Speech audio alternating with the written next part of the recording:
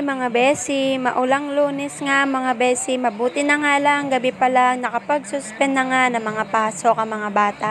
Mainam na nga rin yun besi dahil kung meron nga hindi ko na nga rin papapasukin pa yung mga bata. Gawa nga na magdamag umulan at malakas nga rin mga besi dahil nakakatroma nga din yung bagyong Karina na nangyari nga sa amin. Eto nga besi, papakita ko sa inyo at paririnig nga yung lakas nga ng ulan at hangin.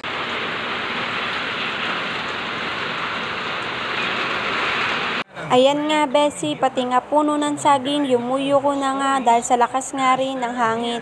Makikita nyo nga, pati nga yung mga dahong gabi sa baba besi, yumuyo ko nga sa taas nga ng hangin. Dito nga besi, hindi masyadong nahagip ng camera ko, napakalakas nga talaga ng hangin dyan. At yung punong malaki na nga yan besi, ay yumuyo ko nga rin sa sobrang lakas.